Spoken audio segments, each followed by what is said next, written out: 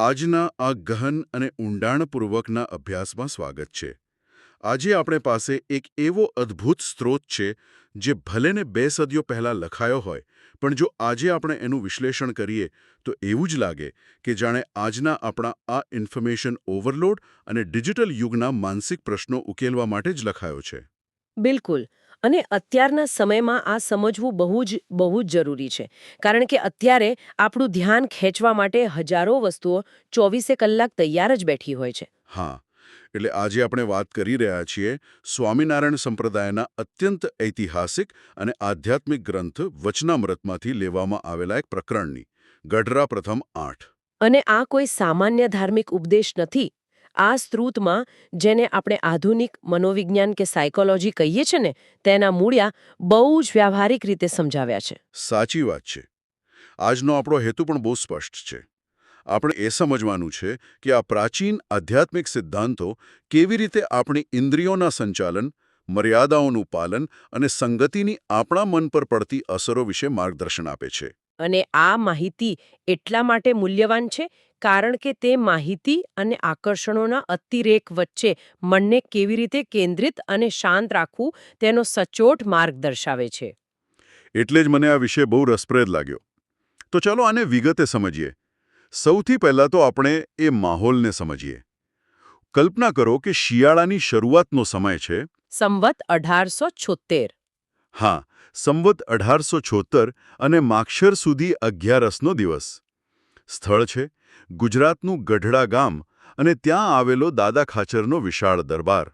અને વાતાવરણ એકદમ શાંત છે. બિલકુલ શાંત, અને વચ્ચે સંપૂર્ણ શ્વેત વસ્ત્રો ધારણ કરીને શ્રીજી મહારાજ બિરાજમાન છે.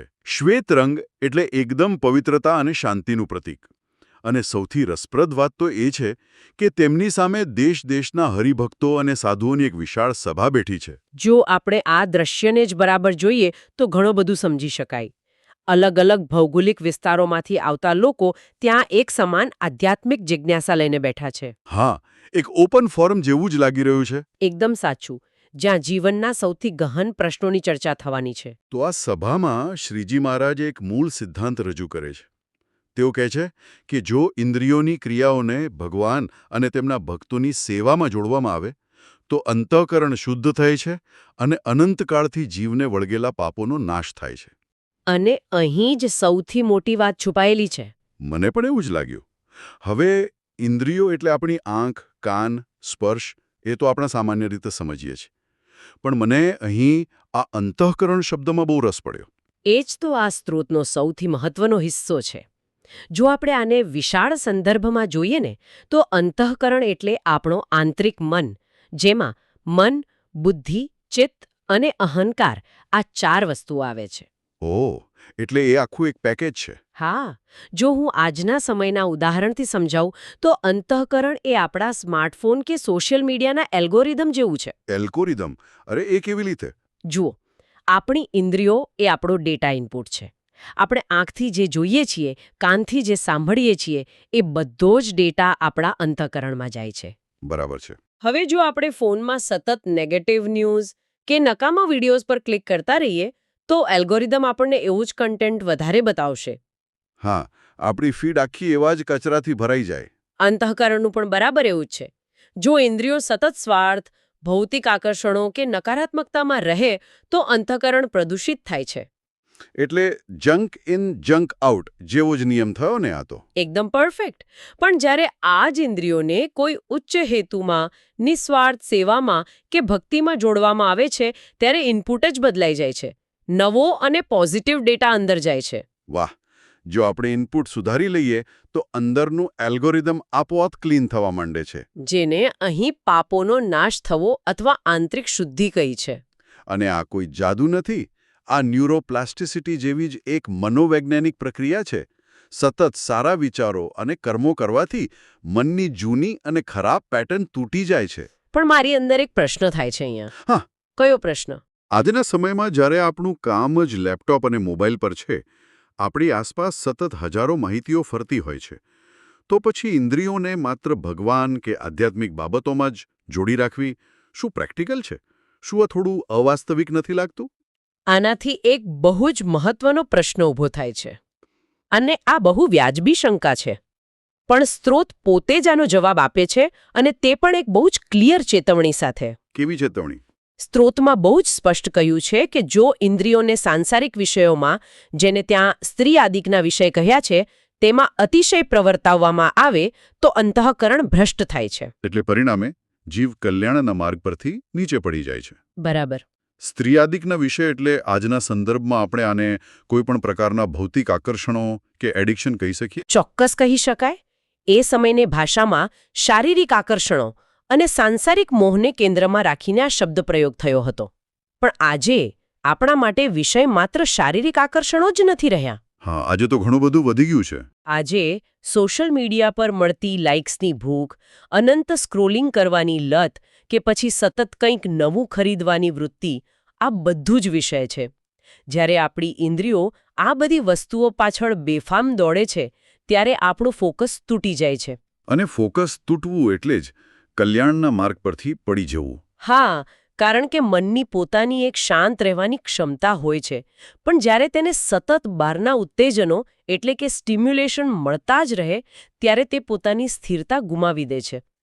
એકવાર મન અશાંત થઈ ગયું પછી કોઈ પણ વ્યક્તિ પોતાના જીવનના સાચા લક્ષ્ય પર ધ્યાન કેન્દ્રિત કરી શકતી નથી. અહીં વાત ખરેખર ખૂબ જ રસપ્રદ બને છે, કારણ કે જ્યારે આપણે આવી વાતો સાંભળીએ ને, ત્યારે સામાન્ય રીતે એવું જ લાગે કે ભાઈ આ બધામાં પડવા કરતાં બધું છોડીને હિમાલયમાં જતા રહેવું સારું. હા, ઘણા લોકો એવું જ માની લે છે. પણ શું આ સ્ત્રોત સંપૂર્ણ ત્યાગની વાત કરે છે?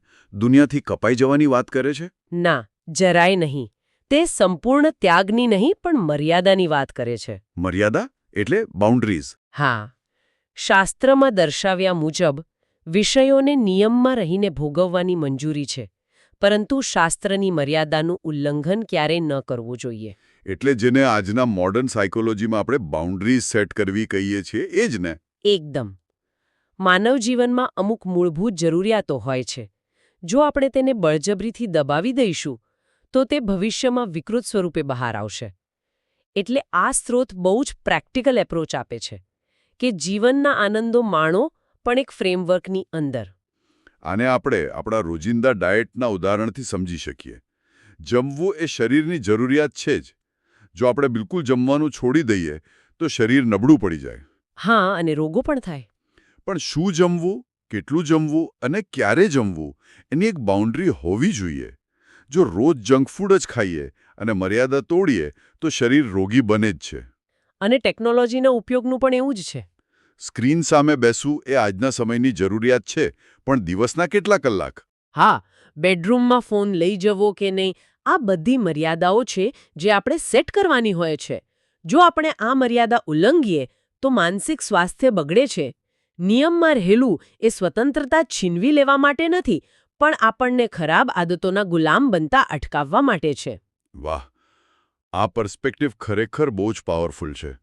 પણ હવે પ્રશ્ન એ થાય કે આ બધું સાંભળવામાં જેટલું સહેલું લાગે છે, એટલું પ્રેક્ટિકલ લાઈફમાં અમલમાં મૂકવું સહેલું નથી.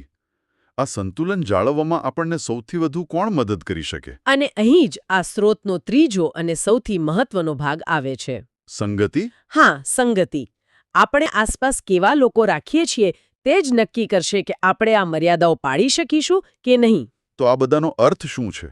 ચર્ચાને આપણે એક અત્યંત વ્યવહારિક સ્તર પર લાવીએ. સ્ત્રોત બહુ સ્પષ્ટ કહે છે કે કુસંગ એટલે કે ખરાબ સંગતિનો ત્યાગ કરવો જોઈએ અને સાધુનો સંગ કરવો જોઈએ. આ તો પેલા અંગ્રેજી કોડ જેવું જ થયું કે તમે એ 5 લોકોની એવરેજ છો જેમની સાથે તમે સૌથી વધુ સમય વિતાવો છો. બિલકુલ.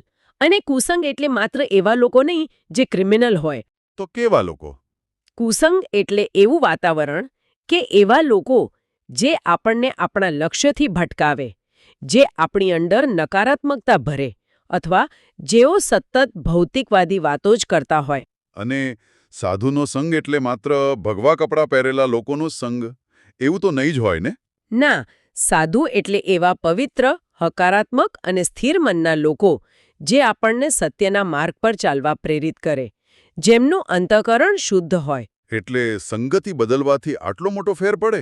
અહીં સૌથી આકર્ષક વાત એ છે કે આ સ્ત્રોત માત્ર સંગતિ બદલવાની સલાહ આપીને અટકી નથી જતો. તે એ ઊંડા મનોવૈજ્ઞાનિક અને આધ્યાત્મિક પરિવર્તનને સમજાવે છે જે યોગ્ય સંગતિથી આવે છે. હા, ત્યાં બે બહુ જ ભારે અને ઊંડા પરિવર્તનોની વાત થઈ છે. પહેલું પરિવર્તન છે દીહને વિશે અહમ બુદ્ધિ નિવૃત્તિ પામે છે. આ અહમ બુદ્ધિ એટલે શું એ થોડું સમજાવશો? અહમ બુદ્ધિ એટલે આપણી ઓળખને માત્ર આપણા શરીર કે ભૌતિક અસ્તિત્વ પૂરતી જ સીમિત રાખવી. એટલે હું આ કંપનીનો સીઈઓ છું અથવા હું સૌથી સુંદર છું એવી વાતો. હા, આ બધો શારીરિક અને સામાજિક અહંકાર છે. અને આજના સમયમાં તો આપણે આપણી આખી આઈડેન્ટિટી આપણા લિંક્ડઇન પ્રોફાઇલ કે ઇન્સ્ટાગ્રામ બાયો સાથે જ જોડી દીધી છે. જો અચાનક નોકરી જાય તો માણસને એવું લાગે કે જાણે એનું અસ્તિત્વ જ ખતમ થઈ ગયું છે. કારણ કે એની અહમ બુદ્ધિ એના હોદ્દા સાથે જોડાયેલી હતી ને. સાચી વાત. પણ જ્યારે આપણે સાચા સંતો કે જ્ઞાની લોકોના સંગમાં રહીએ છીએ ત્યારે આપણને એક બહુ જ મોટો રિયાલિટી ચેક મળે છે. આપણને સમજાય છે કે આપણું અસ્તિત્વ આ શરીર કે હોદ્દા કરતાં ઘણું વિશાળ છે. અને ત્યારે આપણો આ સીમિત અહંકાર નાશ પામે છે. બરાબર. અને બીજું મોટું પરિવર્તન એ આવે છે કે દેહના સંબંધીને વિશે મમત્વ બુદ્ધિ નિવૃત્તિ પામે છે. મમત્વ બુદ્ધિ એટલે? શારીરિક સંબંધોમાં રહેલો અતિશય મોહ કે લગાવ. હા, આ મારું છે એવી ભાવના. આ મારો પરિવાર, મારી ગાડી, મારો હોદ્દો, સંબંધો જરૂરી છે જ, પણ જ્યારે તેમાં મારું હોવાનો અતિશય મોહ ભળી જાય ને ત્યારે તકલીફ થાય. ત્યારે જ દુઃખ શરૂ થાય છે. આપણે લોકો પાસેથી અમર્યાદિત અપેક્ષાઓ રાખવા લાગીએ છીએ. હા, મારા દીકરાએ મારું સાંભળવું જ જોઈએ કે મારી વસ્તુ કોઈએ લઈ કેવી રીતે શકે. આ બધું દુઃખનું મૂળ છે. સારા લોકોનો સંગ આપણને આ મારું કરવાની આસક્તિમાંથી જ મુક્ત કરે છે. આપણે આપણા રોજબરોજના જીવનમાં જરા ઓબ્ઝર્વ કરીએ ને તો ખ્યાલ આવશે કે આપણા મોટા ભાગના દુઃખ આ બે જ વસ્તુઓમાંથી આવે છે. હું અને મારું. કોઈએ મારું અપમાન કર્યું એટલે મારો અહંકાર ગવાયો. અથવા મારી વસ્તુ કોઈએ લઈ લીધી એટલે મને દુઃખ થયું. બિલકુલ. અને એટલે જ યોગ્ય સંગતિ જાદુ જેવું કામ કરે છે. હા, જો આપણી આસપાસ એવા લોકો હોય જે માત્ર પૈસા, પદ અને મોજ શોખની જ વાતો કરતા હોય તો આપણો અહંકાર અને મમત્વ સતત વધતો જ રહેશે. પણ જો આપણે એવા લોકો વચ્ચે હોઈએ જે નિસ્વાર્થ સેવા, આંતરિક શાંતિ અને ઉચ્ચ આદર્શોની વાત કરતા હોય તો આપણું મન ધીમે ધીમે હળવું થવા લાગે છે. આ હું અને મારુંની ગ્રંથિઓ ઓગળવા લાગે છે. આ આખી જર્ની ખરેખર કેટલી સુંદર રીતે ગોઠવાયેલી છે. પહેલા ઇન્દ્રિયોને સાચી દિશા આપવાની, પછી મર્યાદાનું પાલન કરવાનું, ત્યારબાદ કુસંગ છોડીને સાધુનો સંગ કરવાનો. જેનાથી અહંકાર અને અયોગ્ય મોહમાંથી મુક્તિ મળે. તો હવે આપણે ચર્ચાને સ્ત્રોતના અંતિમ નિષ્કર્ષ તરફ લઈ જઈએ. સૌથી મોટો સવાલ એ છે કે જ્યારે વ્યક્તિ અહંકાર અને અયોગ્ય મોહમાંથી મુક્ત થાય છે ત્યારે તેનું પરિણામ શું આવે છે? આ પ્રક્રિયાના અંતે બે અદ્ભુત વસ્તુઓ થાય છે. પહેલી, ભગવાનમાં અસાધારણ પ્રીતિ જાગે છે અને બીજી, ભગવાન સિવાયના અન્ય તમામ વિષયોમાં વૈરાગ્ય ઉત્પન્ન થાય છે. ચાલો આ બંનેને આપણે ડીકોડ કરીએ. અસાધારણ પ્રીતિ એટલે કોઈ સામાન્ય ભક્તિ તો નહીં જ હોય? ના, આ કોઈ ડર કે સ્વાર્થથી કરેલી ભક્તિ નથી. એટલે વિશેષ પ્રેમ. હા, જ્યારે અંદરથી અહંકાર અને સ્વાર્થનો કચરો સાફ થઈ જાય ને ત્યારે હૃદય એટલું શુદ્ધ થઈ જાય છે કે તે પરમાત્મા તરફ સહજ રીતે આકર્ષાય છે. એ પ્રેમ અનકન્ડિશનલ હોય છે. અને આની સાથે જોડાયેલો છે પેલો બીજો શબ્દ, વૈરાગ્ય, અનાસક્તિ. આપણા સમાજમાં વૈરાગ્ય શબ્દની એટલી બધી ગેરસમજો છે. લોકોને એમ જ લાગે કે વૈરાગ્ય એટલે બધું જ છોડીને જંગલમાં ભાગી જવું. અથવા દુઃખી જીવન જીવવું. પણ અહીં જે વૈરાગ્યની વાત થઈ છે તે કોઈ ડિપ્રેશન કે બળજબરીથી લાદેલી વસ્તુ નથી. તો પછી સાચો વૈરાગ્ય શું છે?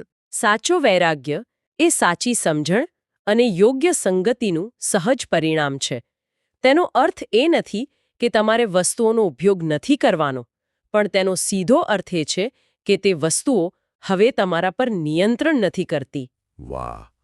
એટલે કે મારી પાસે બહુ જ સંપત્તિ હોઈ શકે, પણ જો એ છીનવાઈ જાય તો મારું માનસિક સંતુલન ન ખોરવાય. સંપત્તિ તમારી પાસે છે, પણ સંપત્તિને તમારા પર માલિકી ભાવ નથી રહ્યો. આ જ્ઞાન તો માનસિક સ્પષ્ટતા મેળવવામાં બહુ જ મદદરૂપ થાય એવું છે. અને આપણે એક બહુ સરળ ઉદાહરણથી સમજીએ.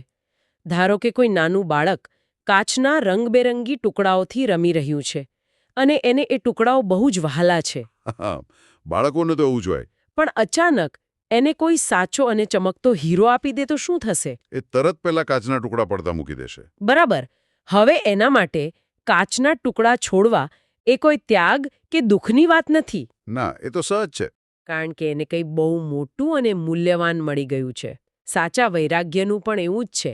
જ્યારે વ્યક્તિને આધ્યાત્મિક શાંતિ અને ઈશ્વરનો સાચો પ્રેમ મળી જાય છે ને, ત્યારે આ સાંસારિક આકર્ષણો એના માટે પેલા કાચના ટુકડા સમાન બની જાય છે.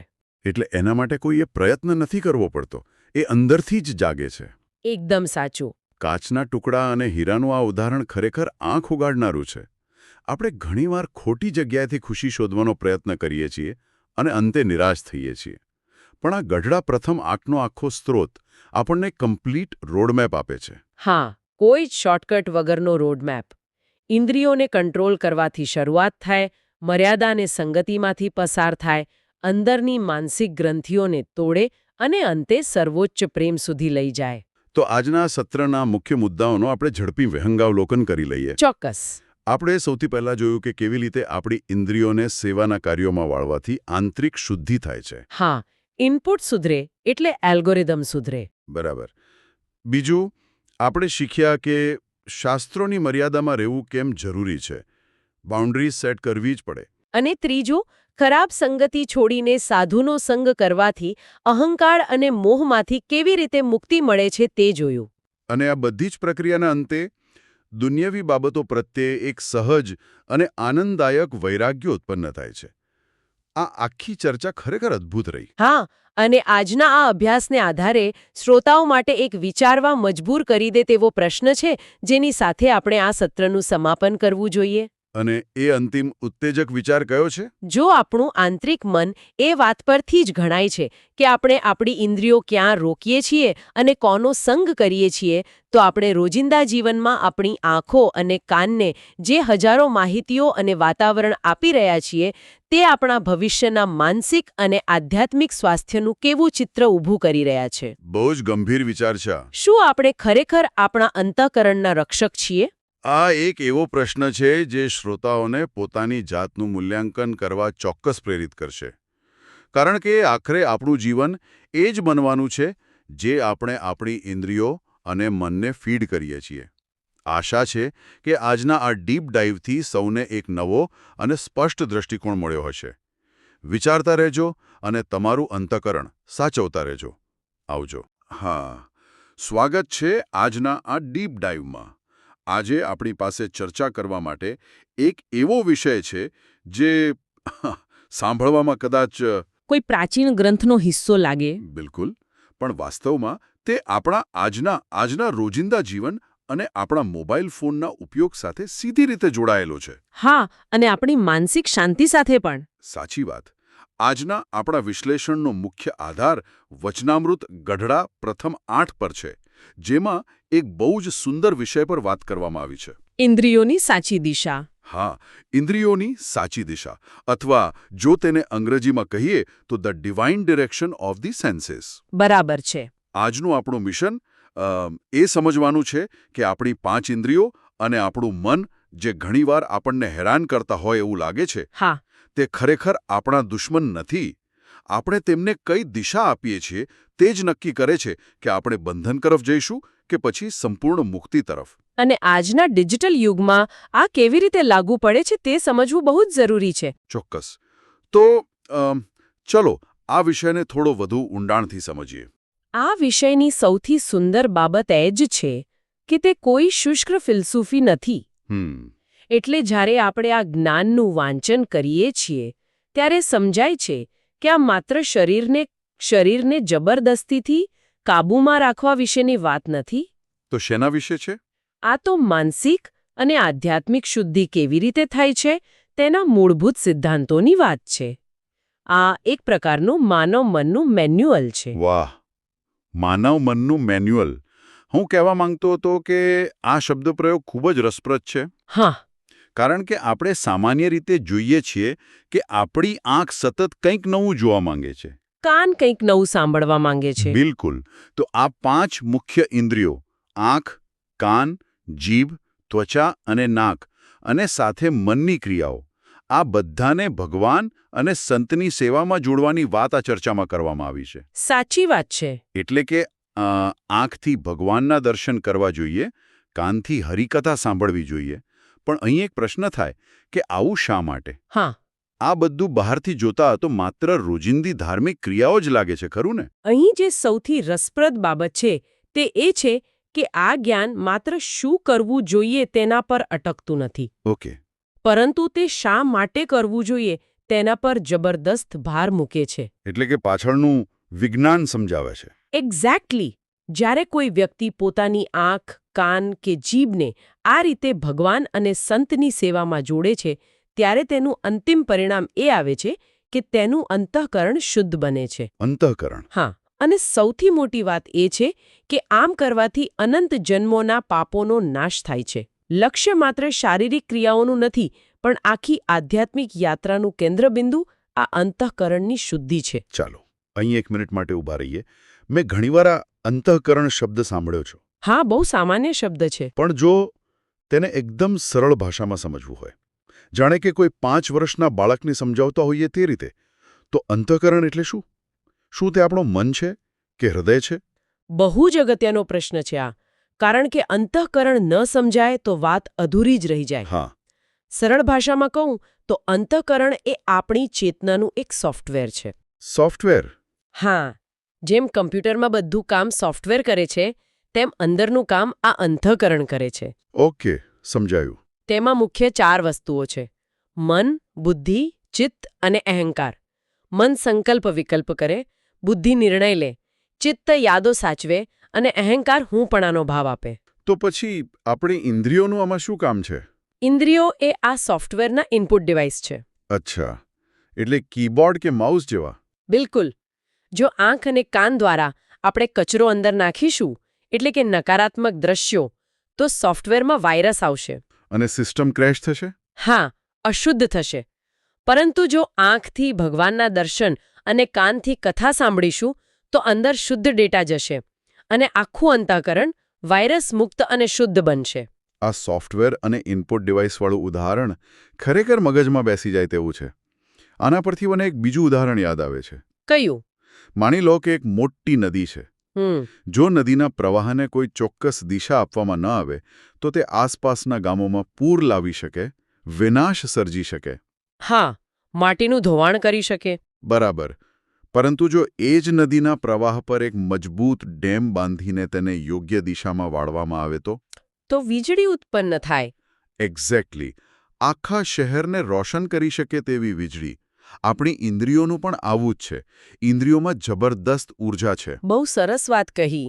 જો તેને ભટકવા દઈએ તો વિનાશ કરે, પણ જો ભગવાનની સેવામાં વાળીએ તો એક આધ્યાત્મિક ઊર્જા ઉત્પન્ન થાય, જે પેલા સોફ્ટવેરને પાવરફુલ બનાવે. આ રૂપક આખી વાતનો નિષ્કર્ષ આપી દે છે. ઊર્જા પોતે ક્યારે સારી કે ખરાબ નથી હોતી. ઇન્દ્રિયોમાં રહેલી શક્તિ કોઈ શ્રાપ નથી, પણ તેનો પ્રવાહ કઈ તરફ છે તે તેનું પરિણામ નક્કી કરે છે. એટલે જ અહીં ઇન્દ્રિયોને દબાવી દેવાની વાત નથી, તેને યોગ્ય દિશા આપવાની વાત છે. આ બધું સાંભળવામાં અને સમજવામાં બહુ તાર્કિક લાગે છે, પણ વાસ્તવિકતા એ છે કે આપણી ઇન્દ્રિયોનું કુદરતી પ્રવાહ બહારની દુનિયા તરફ જ હોય છે. સ્વાભાવિક છે. જો પેલો ડેમ તૂટી જાય તો શું થાય? કારણ કે સામાન્ય રીતે મન અને ઇન્દ્રિયો બહારના આકર્ષણો તરફ જલ્દી ખેંચાય છે. જો આ ખોટી દિશામાં જાય તો આંતરિક સ્તરે શું અસર થાય? આ બાબત પર પણ બહુ વિસ્તૃત સમજૂતી છે. જો ઇન્દ્રિયો વિષય વાસનામાં કે ભૌતિક આકર્ષણોમાં અતિશય પ્રવૃત્ત થઈ જાય, તો પેલું અંતઃકરણ સંપૂર્ણપણે ભ્રષ્ટ થઈ જાય છે. એટલે વાયરસ આવી જાય. હા, શુદ્ધિની જગ્યાએ અશુદ્ધિ પ્રવેશે. અને જ્યારે આંતરિક સિસ્ટમ જ ભ્રષ્ટ થાય, ત્યારે વ્યક્તિ પોતાના કલ્યાણના માર્ગથી નીચે પડી જાય છે. સીધું પતન થાય છે. પણ અહીં એક વાતની સ્પષ્ટતા હું કરવા માંગતો હતો કે જ્યારે આપણે આ ચર્ચા કરીએ છીએ, ત્યારે એવું લાગી શકે કે આ તો દુનિયાની બધી જ વસ્તુઓ છોડી દેવાની વાત છે. ના, એવું બિલકુલ નથી. મહારાજની વાતમાં ક્યાંય એવું નથી કહ્યું કે બધું છોડીને જંગલમાં જતા રહેવું. અહીં એક શબ્દ બહુ જ મહત્વનો છે, અને તે છે મર્યાદા. બરાબર. વિષયો ભોગવવાની સંપૂર્ણ મનાઈ નથી, પરંતુ તે શાસ્ત્રની મર્યાદામાં અને નિયમથી હોવા જોઈએ. જો આપણે આને વ્યાપક ચિત્ર સાથે જોડીએ તો આ મર્યાદાનો ખ્યાલ બહુ જ ક્રાંતિકારી છે. લોકો ઘણીવાર નિયમોને એક બંધન તરીકે જુએ છે. કે આ તો રિસ્ટ્રિક્શન છે. પણ ખરેખર આ મર્યાદાઓ કોઈની સ્વતંત્રતા છીનવી લેવા માટે નથી. તે તો પતનથી બચાવવા માટેની એક સુરક્ષા વ્યવસ્થા છે. કઈ રીતે? જેમ આપણે હાઈવે પર વાહન ચલાવીએ ત્યારે રસ્તાની બંને બાજુ રેલિંગ હોય છે, ટ્રાફિકના નિયમો હોય છે. એ નિયમો આપણી મુસાફરી રોકવા માટે નથી, પણ આપણને ખાઈમાં પડતા બચાવવા માટે છે. બહુ જ સચોટ ઉદાહરણ. તેવી જ રીતે શાસ્ત્રની મર્યાદાઓ અને નિયમો આત્માને આધ્યાત્મિક અકસ્માતથી બચાવે છે. આ સુરક્ષા વ્યવસ્થાની વાત બહુ જ અગત્યની છે. પણ વ્યવહારમાં આ નિયમો પર ટકી રહેવું લોખંડના ચણા ચાવવા જેવું છે. હા, પ્રેક્ટિકલ લાઈફમાં અઘરું છે. માણસનું મન વારંવાર ભટકી જાય, સંકલ્પ તૂટી જાય, તો આ યોગ્ય માર્ગ પર ટકી રહેવા માટે આપણી પાસે કોઈ નક્કર આધાર છે ખરો? આનો બહુ સ્પષ્ટ ઉકેલ અહીં આપવામાં આવ્યો છે, અને તે છે સાધુનો સંઘ. સાધુનો સંગ? હા, આત્માની ઉન્નતિનો સૌથી મજબૂત આધાર એવા સાધુ કે સંતનો સંગ છે, જેમણે પોતાની ઇન્દ્રિયો પર સંપૂર્ણ વિજય મેળવ્યો હોય. બરાબર. માણસ વાતાવરણથી પ્રભાવિત થાય છે, એટલે માત્ર સંગ પૂરતો નથી, સાથે કુસંગનો ત્યાગ પણ જરૂરી છે. જે ચેતનાને નીચે ખેંચે એવા લોકો કે વાતાવરણથી દૂર રહેવું. વાતાવરણ બદલાશે તો અંદરની યાત્રા સરળ બનશે. આ સંગની અસર કેટલી ઊંડી હોય તેની એક બહુ સુંદર યાદી આ ચર્ચામાં જોવા મળે છે. તેમાં 4 મુખ્ય પરિવર્તનોની વાત છે. હા, 4 શક્તિશાળી પરિણામો. ચાલો તેને એક પછી એક સમજીએ. પહેલું પરિવર્તન એ છે કે દેહમાં રહેલી અહમ બુદ્ધિ દૂર થાય છે. આ અહમ બુદ્ધિ એટલે શું? માત્ર અહંકાર? ના, તેનાથી એક ડગલું આગળ. આ માત્ર સામાન્ય અભિમાનની વાત નથી. દેહમાં અહંબુદ્ધિ એટલે હું આ શરીર જ છું તેવી દ્રઢ માન્યતા. અચ્છા. આપણે આપણી જાતને દેખાવ કે ઉંમર પૂરતી સીમિત માની લઈએ છીએ. જ્યારે આ અહંબુદ્ધિ દૂર થાય ત્યારે સમજાય કે શરીર તો સાધન છે, અસલી ઓળખ આત્માની છે. અને આ સમજાય એટલે શારીરિક સુખો પાછળની દોટ અટકી જાય. આ સમજણ મુક્તિ આપનારી છે. અને તેના પરથી જ બીજો મુદ્દો આવે છે. દેહના સંબંધીઓમાં રહેલી મમત્વ બુદ્ધિ નિવૃત્તિ પામે છે. બરાબર. હવે આ સાંભળવામાં થોડું કઠોર લાગે. શું આનો અર્થ એવો છે કે પરિવારને પ્રેમ કરવાનું બંધ કરી દેવાનું? ના, હું સમજાવું. આનો અર્થ જરાય સંવેદનહીન થવાનો નથી. મમત્વ એટલે માલિકી ભાવ. માલિકી ભાવ એટલે? આ મારો દીકરો છે, આ મારી પત્ની છે, અને તેઓ મારી ઈચ્છા મુજબ જ વર્તવા જોઈએ. આ જે આસક્તિનો ભાવ છે તે દુઃખનું મૂળ છે. ઓકે. મમત્વ બુદ્ધિ દૂર થવી એટલે ફરજો પૂરી કરવી, નિસ્વાર્થ પ્રેમ કરવો, પણ અંદરથી એ સમજ સાથે જીવવું કે અંતે દરેક જીવ ભગવાનનો છે. એટલે કે પ્રેમ રહે છે પણ પોઝેસિવનેસ જતી રહે છે. અદ્ભુત. હવે ત્રીજું પરિવર્તન જુઓ. જ્યારે અહંકાર અને મમત્વ દૂર થાય ત્યારે ભગવાન પ્રત્યે અસાધારણ પ્રીતિ જાગે છે. આ બહુ સ્વાભાવિક પ્રક્રિયા છે. હૃદયમાં જગ્યા તો મર્યાદિત જ છે ને? સાચી વાત. જ્યાં સુધી હૃદયમાં દેહનો અહંકાર અને દુનિયાવી આસક્તિ ભરેલી હોય ત્યાં સુધી ભગવાન માટેનો શુદ્ધ પ્રેમ પ્રગટી ન શકે. પણ સંગથી આ ખાલી થાય એટલે પરમાત્મા પ્રત્યેનો પ્રેમ આપોઆપ ઉભરાઈ આવે છે. અને ચોથું પરિણામ એ છે કે ભગવાન સિવાયની અન્ય તમામ બાબતોમાં વૈરાગ્ય ઉત્પન્ન થાય છે. આ વૈરાગ્ય કોઈ નિરાશામાંથી આવેલો વૈરાગ્ય નથી લાગતો. બિલકુલ નહીં. આ નિરાશાનો વૈરાગ્ય નથી, પણ પ્રાપ્તિનો વૈરાગ્ય છે. પ્રાપ્તિનો વૈરાગ્ય? હા, જ્યારે કોઈ વ્યક્તિને સાચો હીરો મળી જાય પછી તેને કાચના ટુકડાઓ પ્રત્યે કોઈ આકર્ષણ રહેતું નથી. હા, સાવ સાચી વાત છે. તેને કાચના ટુકડા પ્રત્યે નફરત નથી હોતી, પણ માત્ર રસ નથી રહેતો. બસ આવો જ વૈરાગ્ય ભગવાનનું સ્વરૂપ પામ્યા પછી દુનિયાવી બાબતોમાં આવે છે. જો આ 4 પરિવર્તનો ન દેખાય તો હજુ યાત્રામાં ઊંડાણની જરૂર છે. અહીં વાત ખરેખર ખૂબ જ રસપ્રદ બને છે. કેવી રીતે? કારણ કે જ્યારે આપણે ઇન્દ્રિયો પરના કાબૂની વાત કરીએ છીએ ત્યારે વિચાર આવે કે આજના સમયમાં જ્યાં ચારે બાજુ ડિજિટલ સ્ક્રીન્સ છે ત્યાં શક્ય છે ખરું? હા, આજનો સૌથી મોટો પડકાર. આજે સ્માર્ટફોન અને અનંત સ્ક્રોલિંગવાળા સોશિયલ મીડિયા છે. આ એલ્ગોરિધમ્સ ડિઝાઇન જ એવી રીતે થયા છે કે ઇન્દ્રિયોને બહાર ખેંચ્યા કરે. તો આજના યુગમાં આ સિદ્ધાંતનો ઉપયોગ કઈ રીતે થઈ શકે? આજના સંદર્ભમાં જ આ સિદ્ધાંતની સૌથી મોટી તાકાત છે. આ જ્ઞાન આપણને સમજાવે છે કે આધુનિક ટેકનોલોજી પોતે ક્યારેય ખરાબ નથી હોતી. દોષ મોબાઈલનો નથી, દોષ ઉપયોગની દિશાનો છે. બરાબર. આપણે અગાઉ વાત કરી તેમ જો આ સાધનોનો ઉપયોગ ભજન સાંભળવા, કથા સાંભળવા કે સારા વિચારો વાંચવા માટે કરીએ તો તે જ સાધનો આધ્યાત્મિક પ્રગતિનું માધ્યમ બની શકે. એટલે આખી વાત દ્રષ્ટિકોણ અને ઉપયોગની રીત બદલવા પર આવીને ઊભી રહે છે. આ એક ખૂબ જ મહત્વનો પ્રશ્ન ઊભો કરે છે. કયો પ્રશ્ન? શું આપણે ટેકનોલોજીનો ઉપયોગ કરી રહ્યા છીએ કે ટેકનોલોજી આપણો ઉપયોગ કરી રહી છે? બહુ જ ઊંડી વાત કરી આ. જો આપણી દિશા સાચી હોય તો એક સામાન્ય સ્માર્ટફોન પણ અંતઃકરણની શુદ્ધિનું માધ્યમ બની શકે. કારણ કે સ્ક્રીન પર ભગવાનના દર્શન કરી શકાય, સ્પીકરમાં હરિકથા સાંભળી શકાય, સાધન એનું એ જ રહે છે, માત્ર વિષય બદલાય છે. તો આ બધાનો મૂળ અર્થ શું છે? જો આપણે વચનામૃત ગઢડા પ્રથમ 8ના આ સંદેશને તારવીએ તો શીખ એ મળે છે કે આપણી ઇન્દ્રિયો આપણી શત્રુ નથી. બિલકુલ નથી. આપણે તેમને મારવાની જરૂર નથી. માત્ર તેમની દિશા જ નક્કી કરે છે કે આપણે બંધનમાં પડીશું કે મોક્ષ તરફ આગળ વધીશું. ભગવાનની સેવામાં ઇન્દ્રિયોને પરોવાથી અંતઃકરણ શુદ્ધ થાય છે. અને આજના સમય સાથે જોડતા એક વાત ખાસ કહેવી છે કે આ શુદ્ધિ આજના ઇન્ફોર્મેશન ઓવરલોડવાળા વિશ્વમાં માનસિક શાંતિ જાળવવાનો સૌથી સચોટ માર્ગ છે. હા. જ્યારે અંતઃકરણ શુદ્ધ હોય ત્યારે બહારની દુનિયાનો ઘોંઘાટ આપણી શાંતિને ખલેલ પહોંચાડી શકતો નથી. ખરેખર આ બહુ જ શાંતિ આપનારી સમજ છે. આ બધું સાંભળ્યા પછી મને એક વિચાર આવે છે. કેવો વિચાર? આપણે એક ટેકનોલોજીનો સારો ઉપયોગ કરી શકીએ, પણ છતાંય સોશિયલ મીડિયાના એલ્ગોરિથમ્સ આપણું ધ્યાન ખેંચવા પ્રયાસ તો કરે જ છે. તો શું એવું થઈ છે કે હા, આપણે દિવસમાં માત્ર 1 કલાક માટે આપણા તમામ ડિજિટલ ઉપકરણો સ્વેચ્છાએ બંધ કરી દઈએ, જેને એક પ્રકારનો ડિજિટલ ઉપવાસ કહી શકાય? વાહ, બહુ સારો વિચાર છે. તો શું આપણું મન અને ઇન્દ્રિયો આપોઆપ એ આધ્યાત્મિક શાંતિ તરફ પાછા ફરવા લાગશે ખરા? આ એક એવો પ્રશ્ન છે જેના પર ખરેખર વિચારવા જેવું છે. ચોક્કસ વિચારવા જેવું છે. તો આજના આ જ્ઞાનને રોજિંદા જીવનમાં ઉતારવાનો પ્રયાસ કરીએ. આ ડીપ ડાઇવમાં જોડાવા બદલ સૌનો આભાર. ફરી મળીશું એક નવા વિષય સાથે. ત્યાં સુધી વિચારતા રહો અને નવી શોધો કરતા રહો. નમસ્કાર. આજના આ ગહન અધ્યયનમાં સૌનું સ્વાગત છે. આજે આપણે એક એવા વિષય પર ચર્ચા કરવાના છીએ જે આમ જોવા જઈએ તો સદીઓ જૂનો છે. હા, પણ છતાં આજના આધુનિક યુગમાં એકદમ સચોટ છે. બિલકુલ. આજના માહિતી અને સતત વિક્ષેપો એટલે કે ડિસ્ટ્રેક્શન્સથી ભરેલા સમયમાં આપણને આની બહુ જરૂર છે.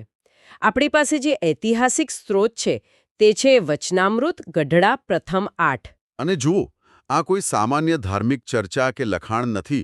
આનો મુખ્ય વિષય છે ઇન્દ્રિયોની શુદ્ધિનો માર્ગ. સાચી વાત છે. આજના અધ્યયનનો આપણો મુખ્ય ઉદ્દેશ્ય જ એ છે કે આ પ્રાચીન જ્ઞાન આપણા આજના સ્માર્ટફોનવાળા જીવનમાં કેવી રીતે બંધ બેસે છે તે સમજવું. એટલે એક રીતે આપણે આને માનવ મનોવિજ્ઞાન અને ઇન્દ્રિયોના સંચાલનના એક માસ્ટર ક્લાસ તરીકે જોવાના છીએ. હા, માસ્ટર ક્લાસ. પણ ચર્ચા શરૂ કરીએ તે પહેલા આપણે એ સમયના દ્રશ્યને થોડું સમજવું જોઈએ એવું મને લાગે છે. ચોક્કસ. સ્ત્રોતમાં જે ઐતિહાસિક પૃષ્ઠભૂમિ આપી છે ને તે એટલી વિગતવાર છે કે તે સીધી જ આપણને એ સમયકાળમાં લઈ જાય છે. એટલે કે સંવત 1876નો સમય. સંવત 1876ના માગશર સુધી 11નો એ દિવસ, એટલે કે એકાદશીનો પવિત્ર દિવસ. અને સ્થળ છે શ્રી ગઢડા મધ્ય આવેલો દાદા ખાચરનો દરબાર. બહુ જ સુંદર વર્ણન છે. શ્રીજી મહારાજ સંપૂર્ણ શ્વેત વસ્ત્રો ધારણ કરીને ત્યાં વિરાજમાન છે અને તેમની સમક્ષ સાધુઓ તથા દેશ-દેશના હરિભક્તોની એક બહુ જ વિશાળ સભા ભરાઈને બેઠી છે. આ માત્ર એક ઐતિહાસિક ઘટના નથી લાગતી? ના, બિલકુલ નહીં. આ એક એવું વાતાવરણ છે જ્યાં અત્યંત ગહન મનોવૈજ્ઞાનિક અને આધ્યાત્મિક સિદ્ધાંતોની ચર્ચા થવા જઈ રહી છે. શિયાળાની એ ઋતુ, એકાદશીનો દિવસ અને જ્ઞાન મેળવવાની ઈચ્છા સાથે બેઠેલી એ વિશાળ સભા, આ કલ્પના જ બહુ પ્રભાવશાળી છે. પણ મારે અહીં એક પ્રશ્ન પૂછવો છે. જી, પૂછો ને. આપણે ઇતિહાસની આ ક્ષણને વર્તમાન સાથે કઈ રીતે જોડી શકીએ? કારણ કે મોટાભાગે આવી આધ્યાત્મિક ચર્ચાઓમાં એવું જ કહેવામાં આવતું હોય છે કે ભાઈ ઇન્દ્રિયોને દબાવી દો, ઈચ્છાઓને મારી નાખો. હા, આ એક બહુ જ સામાન્ય ગેરસમજ છે. તો શું આ સ્ત્રોત પણ એ જ જૂની ઇન્દ્રિયોના નાશની વાત કરે છે? દુનિયાથી અલિપ્ત થઈ જવાની વાત? આ જ તો આ વચનામૃતની સૌથી મોટી અને હું તો કહીશ ક્રાંતિકારી વિશેષતા છે. તે ઇન્દ્રિયોને દબાવવાની કે ખતમ કરવાની વાત બિલકુલ નથી કરતું. અચ્છા. હા, જુઓ, માનવ મનોવિજ્ઞાન પણ એ જ કહે છે કે તમે જે વસ્તુને જેટલી દબાવવાનો પ્રયાસ કરશો તે એટલા જ બમણા વેગથી બહાર આવશે. બરાબર, એ તો સ્પ્રિંગ જેવું કામ કરે. એક્ઝેક્ટલી. બળજબરીથી ઇન્દ્રિયોને રોકવી એ માનવ સ્વભાવની વિરુદ્ધ છે. એટલે સ્ત્રોત બહુ સ્પષ્ટપણે એક અલગ જ રસ્તો બતાવે છે, અને તે છે ઇન્દ્રિયોને સાચી દિશા આપવાનો માર્ગ. એટલે કે ઇન્દ્રિયોને મારવાની નથી, પણ દિશા આપવાની છે. હા, 5 જ્ઞાનેન્દ્રિયો અને કર્મેન્દ્રિયો, જેમ કે આંખ, કાન, જીભ, ત્વચા અને નાક, અને હા, મનની ક્રિયાઓને પણ. જો આ બધાને ભગવાન અને સંતની સેવામાં, એટલે કે કોઈ ઉચ્ચ અને પવિત્ર હેતુમાં જોડવામાં આવે તો તેનું પરિણામ બહુ મોટું આવે છે. અને એ પરિણામ એટલે અંતઃકરણની શુદ્ધિ. બિલકુલ. આનાથી અંતઃકરણ શુદ્ધ થાય છે અને જીવને વળગેલા અનંતકાળના પાપોનો નાશ થાય છે. એક મિનિટ, હું થોડું વિચારતી હતી. એટલે કે ઇન્દ્રિયો આપણી શત્રુ નથી એમને? ના, જરાય નહીં. આ ખરેખર વિચારવા જેવો મુદ્દો છે.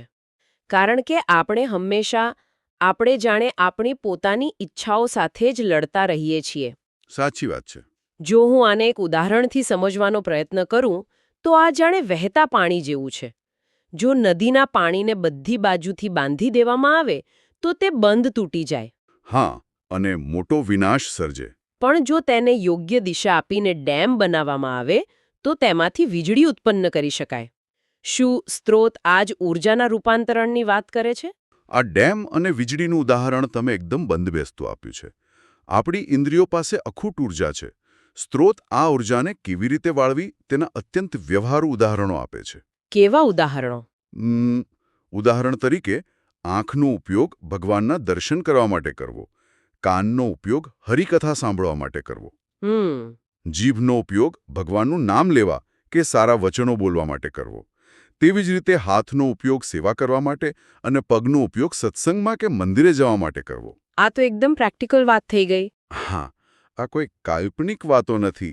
આ એક પ્રકારનું સેન્સરી ડાયટ છે. સેન્સરી ડાયટ, આ શબ્દ મને બહુ ગમ્યો.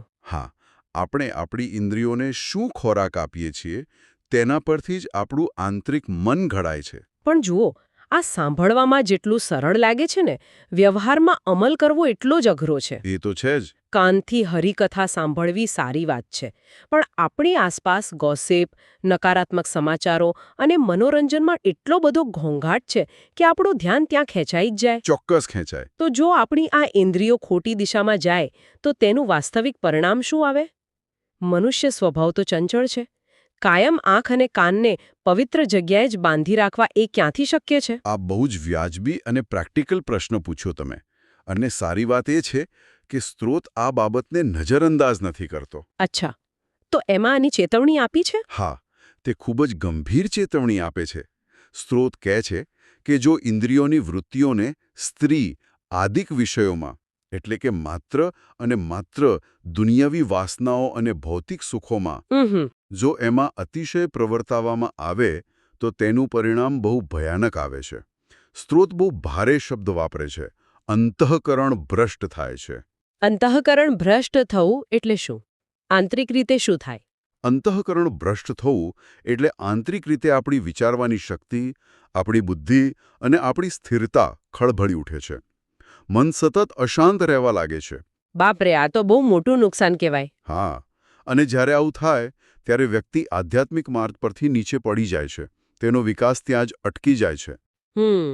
જો અંતઃકરણ ભ્રષ્ટ થવાની વાત હોય તો પછી એક સામાન્ય માણસ પાસે વિકલ્પ શું બચે? એટલે મારો કહેવાનો અર્થ એ છે કે શું આપણે દુનિયાવી સુખો અને ભૌતિક વિષયોનો સંપૂર્ણ ત્યાગ જ કરી દેવો જોઈએ? કારણ કે એક સામાન્ય સંસારી માણસ માટે બધું છોડી દેવો પ્રેક્ટિકલ નથી લાગતું. ના, જરાય પ્રેક્ટિકલ નથી. જો ઇન્દ્રિયો વિષયો તરફ જાય તો પતન થાય, અને તેને સંપૂર્ણપણે રોકવી એ તો અશક્ય છે. તો આ બંનેની વચ્ચેનો કોઈ રસ્તો ખરો? અહીં જ આ સ્ત્રોતનું સૌથી મોટું અને ગહન જ્ઞાન છુપાયેલું છે. આ વસ્તુ જ આ ગ્રંથને અત્યંત વ્યવહારુ બનાવે છે. એ કેવી રીતે? જુઓ, આ ગ્રંથ એમ નથી કહેતો કે વિષયોનો સંપૂર્ણ ત્યાગ જ કરી દેવો. એક ગૃહસ્થ માટે જીવન નિર્વાહના કાર્યો કરવા અનિવાર્ય છે. હા, એ તો કરવા જ પડે. એટલે સ્ત્રોત એક બહુ જ સરસ સમતોલ અભિગમ આપે છે. તે કહે છે કે શાસ્ત્રમાં જે રીતે વિષય ભોગવવાનું કહ્યું છે તે રીતે નિયમમાં રહીને તેને ભોગવવા. નિયમમાં રહીને એટલે કે એક મર્યાદામાં. હા, આ નિયમ એટલે મર્યાદા. ધારો કે તમે હાઈવે પર ડ્રાઇવિંગ કરી રહ્યા છો. બરાબર. હવે ગાડી ચલાવવી એ કોઈ ગુનો નથી, પણ લેન અને સ્પીડ લિમિટના નિયમોનું પાલન કરવું પડે. જો મર્યાદામાં રહીને ગાડી ચલાવીએ તો આપણે સુરક્ષિત રીતે મંઝિલ પર પહોંચી શકીએ. હા, અને જો સ્પીડ લિમિટ ક્રોસ કરીએ તો એક્સિડન્ટ થાય. બસ એ જ રીતે સ્ત્રોત ભારપૂર્વક કહે છે કે શાસ્ત્રની મર્યાદાનું ઉલ્લંઘન કરીને તેને ભોગવવા નહીં. મર્યાદા તૂટે ત્યારે જ આધ્યાત્મિક પતન નિશ્ચિત બને છે. વાહ, આ સમતોલનનો વિચાર બહુ જ શક્તિશાળી છે. નિયમમાં રહીને ભોગવવા એ આપણને સ્વતંત્રતા પણ આપે છે અને આપણું રક્ષણ પણ કરે છે. એકદમ સાચું. પણ મારો મૂળ પ્રશ્ન હજુ ત્યાંનો ત્યાં જ છે. કયો પ્રશ્ન? મર્યાદા રાખવી જોઈએ એ આપણને ખબર છે, પણ જ્યારે સામે આકર્ષણ ઊભું હોય ત્યારે આ મર્યાદા જાળવવાની તાકાત ક્યાંથી લાવવી? આ બહુ મોટો પડકાર છે. ખાસ કરીને આજના સમયમાં જ્યારે દરેક વસ્તુ આપણને મર્યાદા તોડવા માટે જ લલચાવતી હોય, ત્યારે આ સાચા માર્ગ પર ટકી રહેવા માટેનું કોઈ ચોક્કસ સાધન કે કોઈ સિક્રેટ વેપન? હા, કોઈ સિક્રેટ વેપન છે ખરું? હા, છે ને. અને તે સિક્રેટ વેપન છે સાચો સંગ. સાચો સંગ? હા. સ્ત્રોત આની પર બહુ જ વિસ્તારથી વાત કરે છે કે સાચા સંગ એટલે કે સાધુ સંગનો મહિમા શું છે. જો તમારે મર્યાદામાં રહેવું હોય તો તમારે એવા લોકોની આસપાસ રહેવું પડે જેઓ પોતે મર્યાદામાં જીવતા હોય. એટલે કે આપણું વાતાવરણ બદલવું પડે. બિલકુલ. સ્ત્રોત કહે છે કે કુસંગનો ત્યાગ કરવો અને સાધુનો સંગ કરવો. હવે આ કોઈ એવી સાધારણ સલાહ નથી કે ભાઈ સારા મિત્રો બનાવો. તો આમાં શું અલગ છે? સ્ત્રોત કુસંગના ત્યાગ અને સાધુના સંગથી થતા બહુ ગહન આંતરિક અને મનોવૈજ્ઞાનિક ફેરફારોનું વર્ણન કરે છે.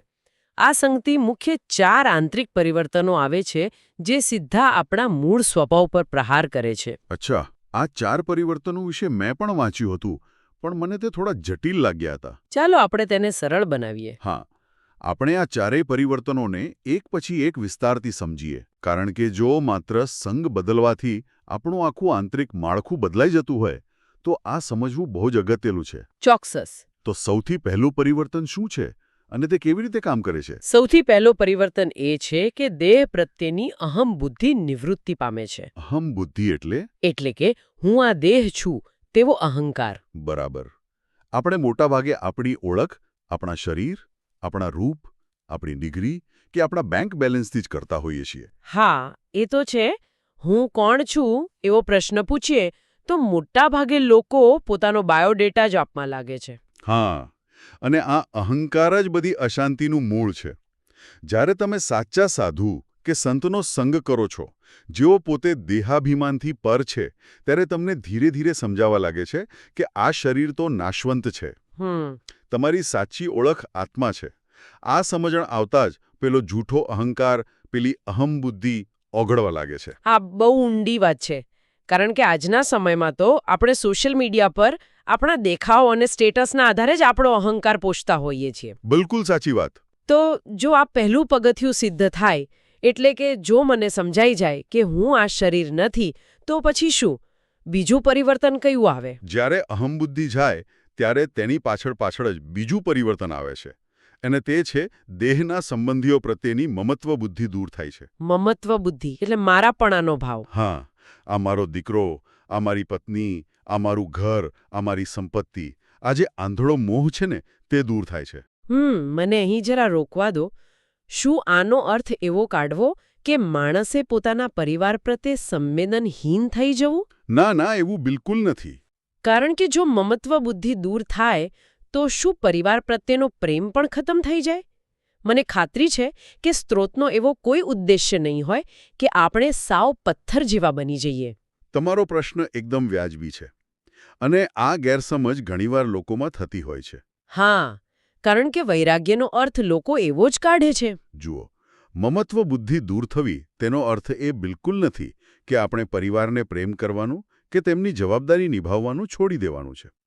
તેનો સાચો અર્થ એ છે કે આપણે તેમને આપણી માલિકીની વસ્તુ માનવાનું છોડી દઈએ છીએ. ઓહ, આ બહુ મોટો તફાવત છે. હા, જ્યારે અતિશય લગાવ હોય ને ત્યારે આપણે તેમને કંટ્રોલ કરવાનો, નિયંત્રિત કરવાનો પ્રયાસ કરીએ છીએ અને તેનાથી દુઃખ જન્મે છે.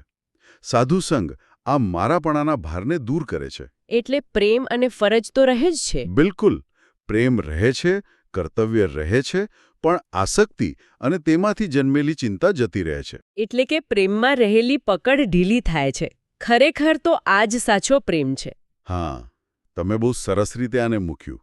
પણ જો આ બે વસ્તુઓ એટલે કે અહંકાર અને આસક્તિ જો આ બંને દૂર થઈ જાય તો પછી મનમાં એક મોટો ખાલીપો નહીં સર્જાય?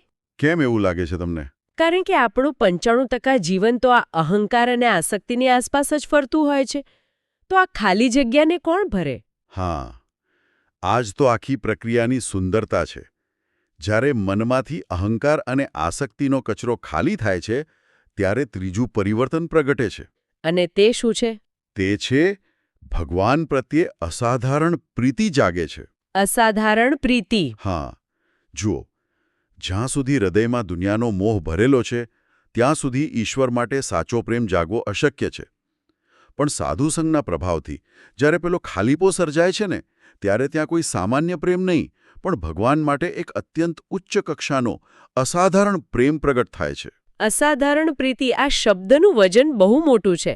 આ એક એવો પ્રેમ હશે જેમાં કોઈ સ્વાર્થ ન હોય, કોઈ અપેક્ષા ન હોય. બિલકુલ શુદ્ધ પ્રેમ.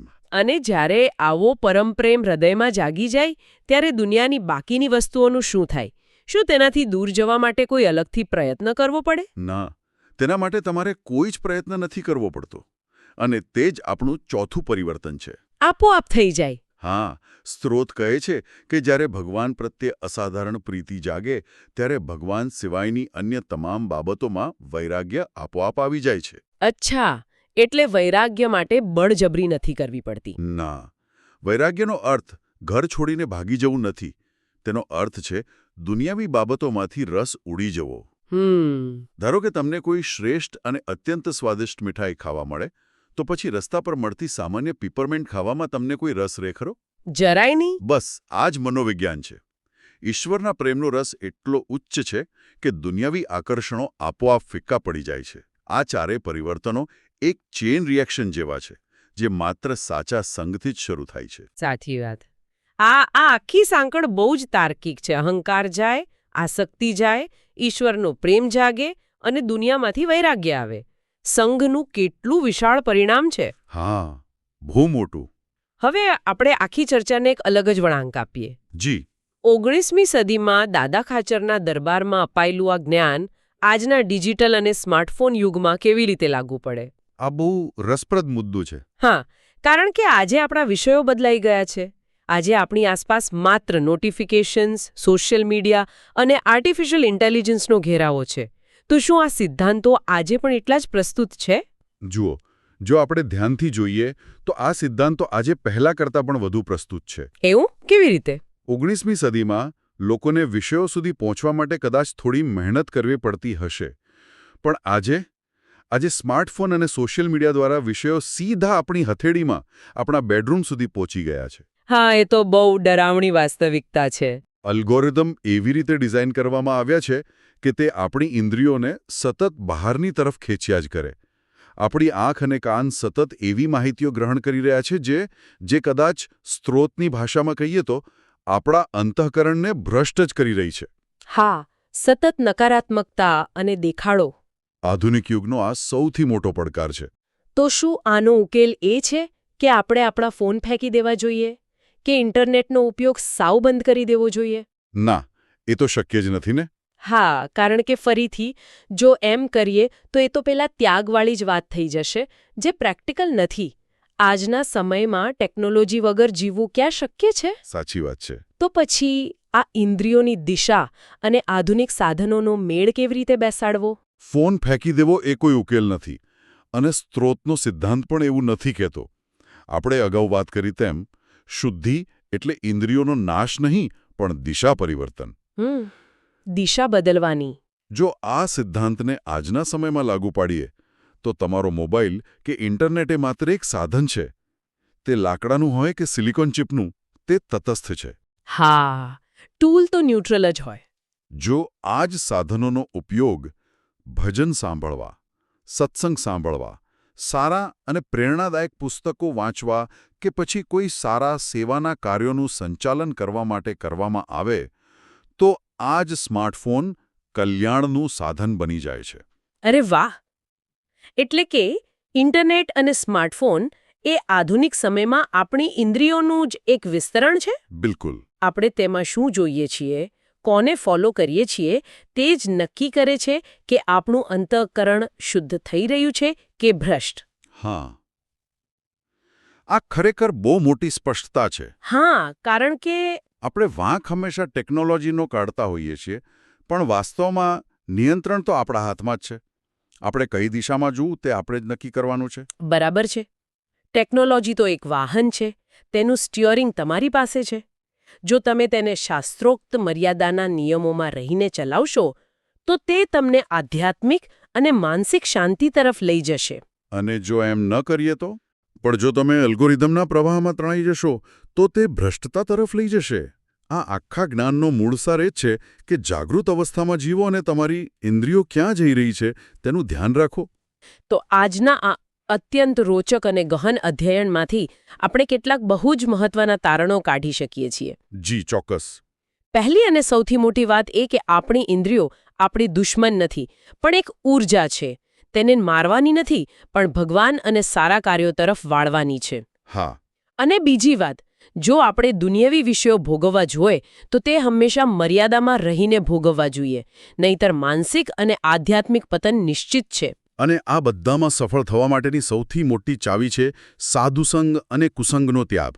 કારણ કે સંગથી જ આપણો અહંકાર ઓગળે છે, આસક્તિ દૂર થાય છે, ઈશ્વરમાં પ્રીતિ જાગે છે અને છેલ્લે સંસાર તરફનો વૈરાગ્ય સહેજ રીતે પ્રગટે છે. ખરેખર આ એક એવો માસ્ટર ક્લાસ છે જે આપણને રોજિંદા જીવનમાં બહુ જ ઉપયોગી થઈ શકે તેમ છે. હવે આજના આ અધ્યયનને પૂર્ણ કરતા પહેલા આપણે સૌએ એક બાબત પર વિચાર કરવાની જરૂર છે. હા, એક વિચાર પ્રેરક મુદ્દો.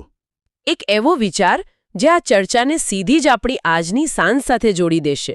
જુઓ, જ્યારે આપણે ભૂતકાળની વાત કરીએ છીએ ત્યારે સંઘ એટલે આપણી આસપાસના જીવંત લોકો હતા. આપણો પરિવાર, મિત્રો, પડોશીઓ. હા, પહેલા એવું જ હતું. પણ જો આજના સમયમાં જોઈએ તો આપણું સોશિયલ મીડિયા ફીડ, આપણું યુટ્યુબ સબસ્ક્રિપ્શન લિસ્ટ અને આપણો સ્ક્રીન ટાઈમ એ જ આપણો સૌથી મોટો અને કાયમી સંગ બની ગયો છે. આપણે દિવસના કલાકો આ ડિજિટલ સ્ક્રીન સાથે વિતાવીએ છીએ. તો આપણે સૌએ આપણા મનને એક પ્રશ્ન પૂછવો રહ્યો. શું આપણે આપણી આ ડિજિટલ સ્ક્રીન દ્વારા અજાણતા સારો સંગ એટલે કે સાદો સંગ કરી રહ્યા છીએ કે પછી કુસંગના રવાડે ચડી ગયા છીએ? આ બહુ જ અગત્યનો પ્રશ્ન છે. અને સૌથી અગત્યની વાત, આ અદૃશ્ય અને વર્ચ્યુઅલ સંઘ આપણા અંતઃકરણને અત્યારે આ જ ક્ષણે કઈ દિશામાં ઘડી રહ્યો છે? શુદ્ધિ તરફ કે ભ્રષ્ટતા તરફ? આ માત્ર વિચારવા જેવો જ નહીં પણ તાત્કાલિક પગલાં લેવા જેવો પ્રશ્ન છે. આપણા આંતરિક જગતનું ઘડતર દરરોજ, દર ક્ષણે થઈ રહ્યું છે. ચોક્કસ. તો આ જ એક સચોટ અને મનોમંથન કરાવતા પ્રશ્ન સાથે આજના આ ગહન અધ્યયનને આપણે અહીં જ વિરામ આપીએ છીએ. જી. આપણી ઇન્દ્રિયો અને આપણા સંગ પર સતત જાગૃત રહીએ એ જ આજના વિશ્લેષણનો નિચોડ છે. આ ગહન ચર્ચામાં જોડાવા બદલ સૌ શ્રોતા મિત્રોનો આભાર. આવતા સમય એક નવા વિષય અને નવા વિશ્લેષણ સાથે ફરી મળીશું. ત્યાં સુધી આપણે સૌ આપણા અદૃશ્ય સંગ પ્રત્યે સભાન રહીએ. મંગલમય વિદાય.